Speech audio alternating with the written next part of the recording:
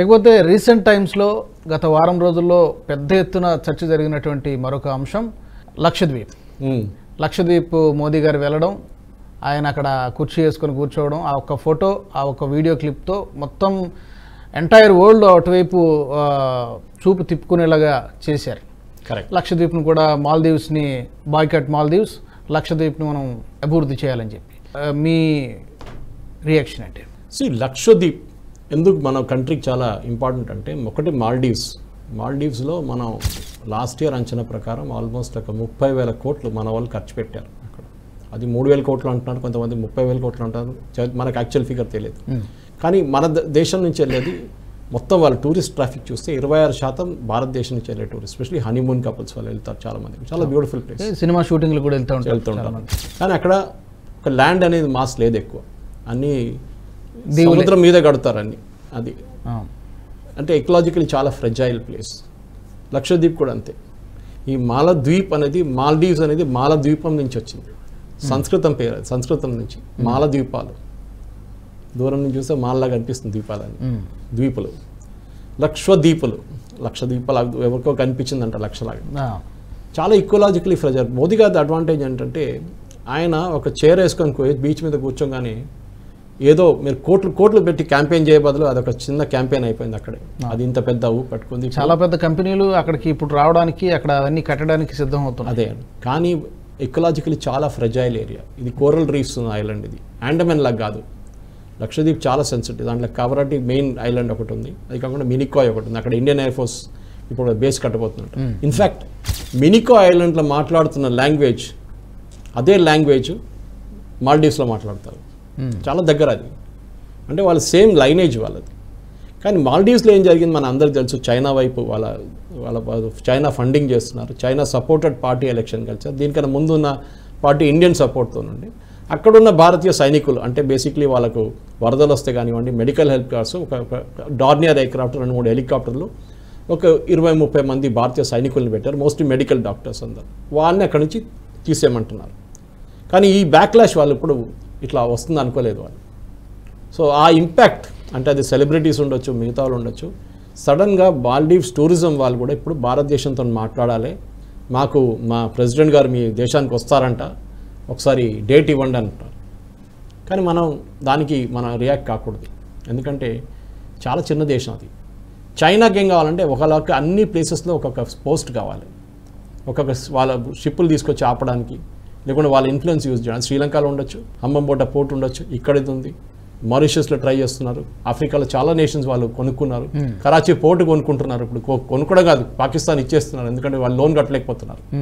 So వీళ్ళు loan ఇస్తారు, ఆ లోన్ కట్టినప్పుడు మొత్తం గుంజుకుంటారు. నేపాల్కి ప్లేన్లు ఇచ్చారు, 3 ప్లేన్లు ఇచ్చారు, ఆ ప్లేన్ ఏం పని చేయట్లేదు. ఇప్పుడు ఏమంటారు, మాకు తెలియదు, మీరు డబ్బులు ఇవ్వాల్సిందే, డబ్బులు ఇవ్వకపోతే మీ ఎయిర్పోర్ట్ మాకు ఇచ్చేసేయండి.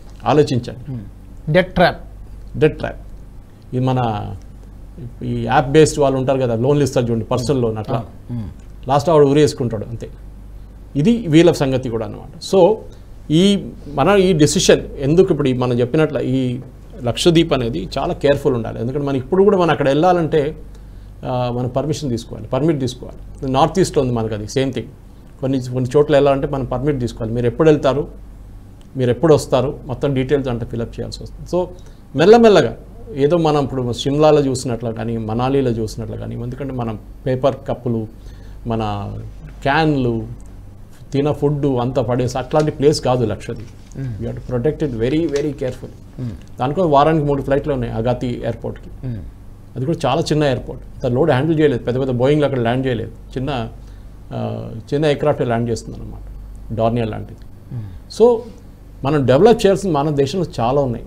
ఒకవైపు అండమాన్, లక్షద్వీప్, నార్త్ ఈస్ట్, ఎంత బ్యూటిఫుల్ అయిన ప్లేస్ నార్త్ ఈస్ట్, అన్నీ ఉన్నాయి ఇక్కడ.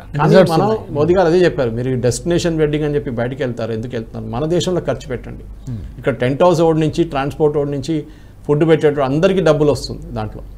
మీరు బయట వెళ్ళి ఖర్చు చేస్తే మన దేశానికి దాంట్లో ఏమొస్తుందండి. సో ఇదొక, మీరు సింగపూర్ వెళ్ళాలనో, మీరు దుబాయ్ వెళ్ళాలనో, లేకుంటే మీరు థాయిలాండ్ వెళ్ళాలనో అని ఎవరు వద్దట్లేదు. కానీ మన దేశాన్ని చూస్తారు మీరు. Have you seen our country?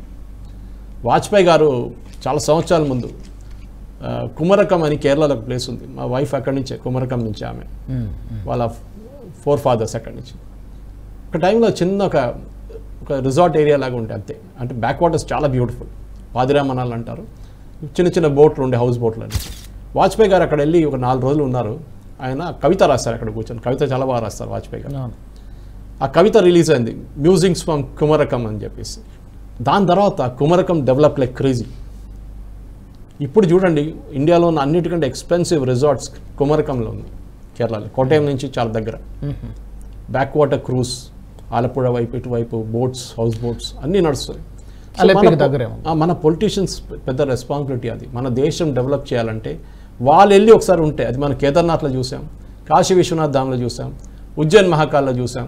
ఇప్పుడు అఫ్కోర్స్ మనం చూడబోతున్న అన్నిటికంటే పెద్ద రామ్ జన్మభూమి, రామ్ మందిర్ది.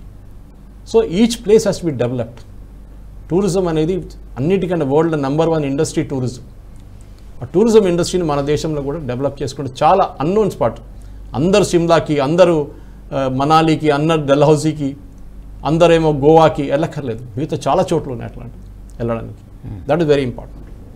మీరు అన్నట్టుగా డెవలప్ చేయడం అవసరమే, కానీ అట్ ద సేమ్ టైం పర్యావరణానికి ఎలాంటి స్పాయిల్ చేయకుండా అది చాలా ఇంపార్టెంట్. ఎందుకంటే పర్యావరణం అనేది మనం ఎప్పుడు అనుకుంటే ఏముంది, కోరల్ రీఫ్ ఐలాండ్స్, లక్షద్వీప్ మొత్తం కోరల్ రీఫ్స్.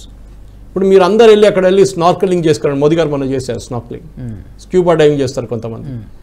ఒక 1000 మంది వెళ్ళి చేస్తే అక్కడ ఉన్న ఫిష్ లైఫ్ అంతా పోతుంది మొత్తం కంప్లీట్గా. చాలా ఈకో సెన్సిటివ్ ఏరియా అది. అట్లాంటి లోకంలో చాలా చిన్న చిన్న ఐలాండ్స్ చాలా ఉన్నాయి. ఈ గ్లోబల్ వార్మింగ్తో కొన్ని ఐలాండ్స్ వెళ్ళిపోతున్నాయి. మాల్డీవ్స్లో కూడా కొన్ని ఐలాండ్స్ 4 ఫీటే ఉన్నాయి. అంటే సముద్రాన్ని నుంచి 4 ఫీట్ పైన ఉంది అంతే. అది ఎప్పుడు పోతుందో తెలియదు మనకి. లక్షద్వీప్ కూడా అంతే. కానీ కొన్ని ఐలాండ్స్ పెద్దగా ఉన్నాయి. కానీ భారతదేశానికి ఒకటి మిలిటరీ ప్రెజెన్స్. ఇప్పుడు అండమాన్లో మనం ట్రై సర్వీస్ కమాండ్ పెట్టాం. ఇక్కడ కూడా ఒక ఎయిర్పోర్ట్ పెడుతున్నాం మనం, ఇండియన్ ఎయిర్ ఫోర్స్ వాళ్ళది. సివిలియన్స్ కూడా యూజ్ చేసుకోవచ్చు. అంటే మన దగ్గర 2 ఎయిర్పోర్ట్ ఉంటుంది ఇప్పుడు. ఒకటి మినికాయ్ వైపు, ఒకటేమో అగాటి వైపు. 2 డిఫరెన్స్ చాలా ఉన్నాయి. అది మోర్ దెన్ 100 కిలోమీటర్స్ డిఫరెన్స్ ఉంటుంది అన్నిట్లో. సో అట్లాంటి ప్లేస్ డెవలప్ చేయడం ఏమవుతుందంటే మనకు టూరిజంకి కొత్త కొత్త పొటెన్షియల్ వస్తుంది. ఇప్పుడు ఇటువైపు చూడండి, ఈస్ట్ చూడండి, మనం ఈవెన్ ఆంధ్ర వైపు మనం చూస్తాం చాలా మటుకు చాలా బ్యూటిఫుల్ సీ స్పాట్స్ ఉన్నాయి. కానీ మనం డెవలప్ చేయలేదు. ఋషికొండ ఒక టైంలో చాలా పాపులర్ ఉండే, ఇప్పుడు కూడా ఉందనుకుంటాను. నేను వైజాగ్లో పనిచేసిన టైంలో ఉండేది. It was develop very well. కానీ మనం దాన్ని ఓవర్ ఎక్స్ప్లాయిట్ చేస్తాం. 365 డేస్ విజిట్ చేయడానికి కావాల్సినటువంటి డెస్టినేషన్స్ అన్ని కూడా ఉన్నాయి. ఫారెస్ట్ మనం ఫస్ట్ చూసేది ఏంటంటే అక్కడ మందు ఉంటుందా, నాన్ వెజ్ ఉంటుందా. ఈవెన్ గుడి రిలీజియస్ టూరిజంకి వెళ్తే ఫస్ట్ అదే చూస్తారు. దేవుడిని చూడడం సెకండరీ. ఫస్ట్ ఇదన్నీ ఉన్నాయి. 5 స్టార్ హోటల్ ఉందా, మీరు 5 స్టార్ హోటల్కి వెళ్తున్నారా, దేవుడిని చూడడానికి వెళ్తున్నారా, ప్రార్థనకి వెళ్తున్నారా, అది ప్రశ్న అనమాట. సో మన టూరిజం అనే కాన్సెప్ట్ అక్కడ వెళ్ళి లొల్లి చేయడము. ఒకసారి మన జూలో వెళ్తే కూడా చూస్తుంటాం మనం, బయట నుంచి కోతి మీద లొల్లి చేస్తున్నాడు, వాడు వీడా కోతి అదే కోతి అని మనకు డౌట్ వస్తుంది అనమాట. చాలా ఇంపార్టెంట్. రైట్. జాతీయవాద జర్నలిజానికి అసలైన వేదిక నేషనలిస్ట్ హబ్ ని సబ్స్క్రైబ్ చేసుకోండి. నోటిఫికేషన్స్ కోసం బెల్ ఐకాన్ పై క్లిక్ చేయండి.